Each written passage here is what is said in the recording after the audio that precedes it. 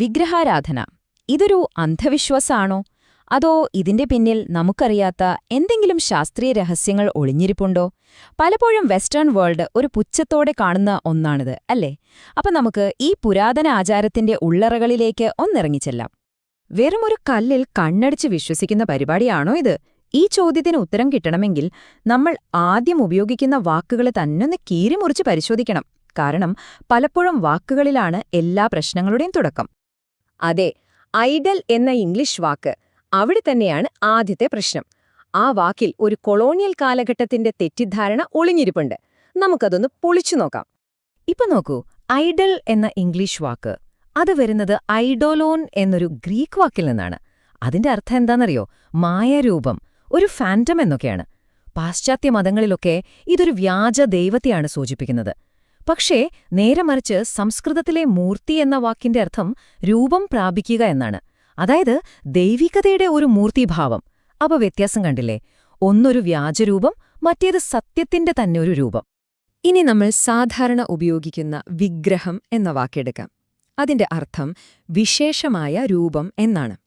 അതായത് നമുക്ക് ചിന്തിക്കാൻ പോലും പറ്റാത്തത്ര വലിയ ആ ദൈവികതയുടെ ഒരു പ്രത്യേക ഭാവം. നമ്മുടെ കണ്ണ്, കാത്, ബുദ്ധി ഇതുകൊണ്ടൊക്കെ മനസ്സിലാക്കാൻ പറ്റുന്ന ഒരു രൂപം. അതുപോലെ തന്നെയാണ് പ്രതിമ എന്ന വാക്കും. അതിന്റെ അർത്ഥം പ്രതിബിംബം അഥവാ റിഫ്ലക്ഷൻ എന്നാണ്. ഒരു കണ്ണാടിയിൽ സൂര്യനെ കാണുമ്പോൾ ആ കണ്ണാടി സൂര്യനാവുന്നില്ലല്ലോ, അല്ലേ? സൂര്യനെ പ്രതിഫലിപ്പിക്കുകയല്ലേ ചെയ്യൂ. അതുപോലെ പ്രതിമ ദൈവത്തിന്റെ ഗുണങ്ങളെ നമുക്ക് കാട്ടിത്തരുന്നു, അല്ലാതെ അത് തന്നെ ദൈവമാകുന്നില്ല. ഈയൊരാശയം സ്വാമി വിവേകാനന്ദൻ വളരെ മനോഹരമായിട്ട് പറഞ്ഞിട്ടുണ്ട്. നമുക്കൊരു ചിത്രത്തെ ഈശ്വരനായി ആരാധിക്കാം, പക്ഷെ ഈശ്വരനെ ഒരു ചിത്രമായി മാത്രം കാണരുത്. ആ വ്യത്യാസം വളരെ വലുതാണ്. ആ കല്ലോ ചിത്രമോ ഒക്കെ ദൈവികതയിലേക്കുള്ള ഒരു ചൂണ്ടുപലക മാത്രമാണ്, അല്ലാതെ നമ്മളെ യാത്രയുടെ അവസാനമല്ല. അപ്പോ സ്വാഭാവികമായും ഒരു ചോദ്യം വരും.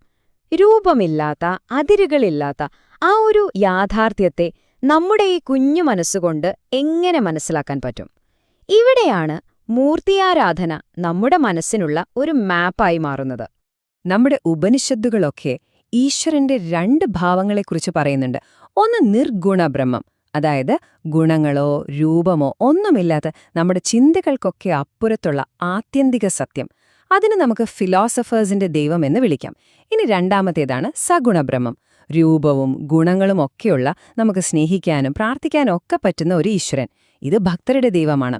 സത്യത്തിൽ രണ്ടും ഒന്നു തന്നെ, പക്ഷെ നമ്മളെപ്പോലുള്ളവർക്ക് ആ രൂപമില്ലാത്തതിനെ മനസ്സിലാക്കാൻ ഒരു രൂപം കൂടിയേ തീരൂ.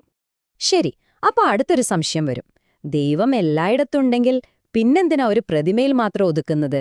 വളരെ പ്രസക്തമായൊരു ചോദ്യം തന്നെയാണത്. ഇതിനുള്ള മറുപടി വളരെ രസകരമാണ്. ചോദ്യം തിരിച്ചാണ്. ദൈവം എല്ലായിടത്തുമുണ്ടെങ്കിൽ പിന്നെ ആ പ്രതിമയിൽ മാത്രമെങ്ങനെ ഇല്ലാതാകും? ദൈവം ഈ കല്ലിൽ ഒഴികെ ബാക്കി എല്ലായിടത്തും ഉണ്ട് എന്ന് പറഞ്ഞാൽ അത് ദൈവത്തിന്റെ അനന്തതയെ പരിമിതപ്പെടുത്തുന്നതിന് തുല്യമല്ലേ? സൂര്യരശ്മി എല്ലായിടത്തുമുണ്ട്, പക്ഷെ നമ്മളൊരു മാഗ്നിഫയിങ് ഗ്ലാസ് വെച്ച് അതിനെ ഒരു പോയിന്റിലേക്ക് ഫോക്കസ് ചെയ്യുമ്പോൾ അവിടെ തീ കത്തും. അതുപോലൊരു ഫോക്കസിംഗ് പോയിന്റാണ് മൂർത്തി. അതുകൊണ്ട് നമുക്കൊരു മൂർത്തിയെ ആത്മീയമായൊരു ഭൂപടം, ഒരു സ്പിരിറ്റ് മാപ്പ് എന്ന് വിളിക്കാം. ഒരു രാജ്യത്തിന്റെ മാപ്പ് കണ്ടാൽ അത് ആ രാജ്യമാവുന്നില്ലല്ലോ. പക്ഷേ ആ രാജ്യത്തെ അറിയാനും അവിടെ യാത്ര ചെയ്യാനും ആ മാപ്പ് നമ്മളെ ഒരുപാട് സഹായിക്കും. അതുതന്നെയാണ് ഇവിടുത്തെയും റോള്. അപ്പൊ ഈ മാപ്പ് എങ്ങനെയാണ് നമ്മൾ വായിച്ചെടുക്കുന്നത്? ഇതിലെ ഓരോ ചിഹ്നത്തിനും ഓരോ അർത്ഥമുണ്ട്. ഉദാഹരണത്തിന്, കൃഷ്ണന്റെ നീലനിറം അനന്തതയാണ് സൂചിപ്പിക്കുന്നത്. ഒരുപാട് കൈകൾ കാണുന്നത് സർവശക്തിയെ കാണിക്കാനാണ്. താമരപ്പൂവോ, അതീ ലോകത്ത് ജീവിക്കുമ്പോഴും അതിൽ ഒട്ടിപ്പിടിക്കാതെ പരിശുദ്ധമായി നിൽക്കുന്നതിനെയാണ് കാണിക്കുന്നത്. ഗണപതിയുടെ ആനത്തല അറിവിന്റെയും ശക്തിയുടെയും പ്രതീകമാണ്. നടരാജന്റെ നൃത്തം ഈ പ്രപഞ്ചത്തിന്റെ തന്നെ സൃഷ്ടി, സ്ഥിതി, സംഹാര ചക്രങ്ങളെയാണ് കാണിക്കുന്നത്. ഓക്കെ, ഇനി നമുക്കിതിന്റെ പിന്നിലെ ടെക്നോളജി എന്താണെന്ന് നോക്കാം. വെറുമൊരു കല്ല് എങ്ങനെയാണ് ജീവസുറ്റ ഒരു ദൈവിക സാന്നിധ്യമായി മാറുന്നത്? ഇതൊരു വെറും ചടങ്ങല്ല, ഒരു തരം സ്പിരിച്വൽ എഞ്ചിനീയറിംഗ് ആണ്. പ്രാണപ്രതിഷ്ഠ എന്ന് പറയുന്ന ഒരു പ്രക്രിയയിലൂടെയാണ് വെറും ഒരു ശില്പം ഒരു മൂർത്തിയായി മാറുന്നത്. അതിന് പല ഘട്ടങ്ങളുണ്ട്. ആദ്യം ശരിയായ ഊർജ്ജമുള്ള കല്ല് തിരഞ്ഞെടുക്കണം, പിന്നെ പലതരം ശുദ്ധീകരണ ക്രിയകൾ, അതിലേറ്റവും പ്രധാനപ്പെട്ടതാണ് നേത്രോൺമീലനം, അതായത് കണ്ണു തുറക്കുന്ന ചടങ്ങ്. അതിനുശേഷം മന്ത്രങ്ങൾ ഉപയോഗിച്ച് പ്രപഞ്ചത്തിന്റെ ഊർജത്തെ ആ വിഗ്രഹത്തിലേക്ക് ആവാഹിക്കും. അവസാനം പൂജാരി തന്റെ ഉള്ളിലുള്ള പ്രാണനെ മൂർത്തിയിലേക്ക് പകർന്നു കൊടുക്കുന്നു. ഇതോടെ അതൊരു ജീവനുള്ള സാന്നിധ്യമായി മാറുന്നു എന്നാണ് വിശ്വാസം. ക്ഷേത്രം പണിയുന്നതിന് പിന്നിലും ഒരുതരം സയൻസുണ്ട്. വാസ്തുപുരുഷ മണ്ഡലം എന്ന ബ്ലൂപ്രിന്റ് പ്രപഞ്ച ഊർജവുമായി അലൈൻ ചെയ്തിരിക്കുന്നു. ശ്രീകോവിൽ അഥവാ ഗർഭഗൃഹം മന്ത്രങ്ങളുടെ ശബ്ദത്തിന് ഒരു പ്രതിധ്വനി നൽകി അതിലെ ശക്തിപ്പെടുത്തുന്ന രീതിയിലാണ് ഉണ്ടാക്കിയിരിക്കുന്നത്. പിന്നെ ഉപയോഗിക്കുന്ന കല്ല് ഗ്രാനൈറ്റ്, അതിൽ ക്വാർട്സ് എന്നൊരു ധാതു ധാരാളമുണ്ട്. മന്ത്രങ്ങളും മണിയൊച്ചയും ഒക്കെ കേൾക്കുമ്പോൾ ഈ കല്ലിന് ഒരുതരം എനർജി ഫീൽഡ് ഉണ്ടാക്കാൻ കഴിവുണ്ടത്രേ. ഈ ശബ്ദവും ഊർജവുമെല്ലാം നമ്മുടെ ബ്രെയിൻ വേവ്സിനെ സ്വാധീനിച്ച് നമ്മളെ ഒരു ധ്യാനാവസ്ഥയിലേക്ക് കൊണ്ടുപോകാൻ സഹായിക്കും. അപ്പോ നമ്മൾ തുടങ്ങിയിടത്തേക്ക് തന്നെ തിരിച്ചുവരാം.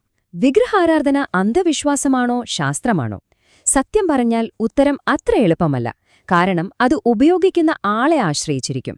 ഇതൊരു യാത്രയിലെ ഉപകരണം മാത്രമാണ്. സൈക്കോളജിയുടെ ഭാഷയിൽ പറഞ്ഞാൽ ഒരു മൂർത്തി ഒരു കോഗ്നേറ്റീവ് ആങ്കറാണ്. അതായത് എപ്പോഴും അങ്ങോട്ടും ഇങ്ങോട്ടും ഓടി നടക്കുന്ന നമ്മുടെ മനസ്സിനെ ഒരിടത്ത് പിടിച്ചു നിർത്താനുള്ള ഒരു നങ്കൂരം, ഒരു താങ്ങ്. അതാണ് അതിന്റെ പ്രധാനപ്പെട്ട ഒരു ഫംഗ്ഷൻ. അപ്പോ എപ്പോഴാണ് ഇത് വെറും അന്ധവിശ്വാസമായി മാറുന്നത്? ആ കല്ല് തന്നെയാണ് പ്രപഞ്ചം സൃഷ്ടിച്ച ദൈവം എന്നൊരാൾ വിശ്വസിക്കുമ്പോ, അല്ലെങ്കിൽ അതിന്റെ ഒന്നും മനസ്സിലാക്കാതെ പേടികൊണ്ട് മാത്രം ആരാധിക്കുമ്പോ? എന്നാൽ എപ്പോഴാണ് ഇതൊരു തരം സയൻസായി മാറുന്നത്? ഇതൊരു മനഃശാസ്ത്രപരമായ ഉപകരണമാണെന്നും മനസ്സിനെ ഫോക്കസ് ചെയ്യാനുള്ളൊരു മാപ്പാണെന്നും ഒരാൾ തിരിച്ചറിയുമ്പോൾ. കുളാർണവ തന്ത്രം എന്നൊരു പഴയ ഗ്രന്ഥത്തിൽ ഇത് വളരെ വ്യക്തമായിട്ട് പറയുന്നുണ്ട്. തുടങ്ങുന്ന ഒരാൾക്ക് വിഗ്രഹം തന്നെയാണ് ദൈവം. കുറച്ചും കൂടി മുന്നോട്ട് പോയ ആൾക്ക് ദൈവം ഹൃദയത്തിലാണ്. എന്നാൽ എല്ലാം തിരിച്ചറിഞ്ഞ ജ്ഞാനിക്ക് ദൈവം എല്ലായിടത്തുമുണ്ട്. കണ്ടില്ലേ, ഓരോരുത്തരുടെയും ആത്മീയ നിലയനുസരിച്ച് ഇതിന്റെ ഉപയോഗം മാറിക്കൊണ്ടിരിക്കും. അപ്പോ ചുരുക്കി പറഞ്ഞ ഇത്രയുള്ളൂ, ഒരു ഭൂപടം പോലെ മൂർത്തി ഒരു മാർഗം മാത്രമാണ്, ലക്ഷ്യമല്ല. യാത്രയിൽ നമ്മളെ സഹായിക്കുന്ന ഒരു ഉപകരണം, അല്ലാണ്ട് യാത്രയുടെ അവസാനം അതല്ല. ഈ വിശകലനം അവസാനിപ്പിക്കുമ്പോൾ ഞാൻ നിങ്ങളുടെ മുന്നിലേക്ക് ഒരു ചോദ്യം വയ്ക്കുകയാണ്. അനന്തമായ ഒന്നിലേക്കെത്താനുള്ളൊരു പാലമാണ് ഒരു ചിഹ്നമെങ്കിൽ ആ പാലം കേവലം ഒരു ഉപകരണം മാത്രമാണോ, അതോ ആ പാലം തന്നെ ലക്ഷ്യത്തിന്റെ ഭാഗമാണോ? ഇതിനെക്കുറിച്ച് നിങ്ങൾക്കെന്താണ് തോന്നുന്നത്?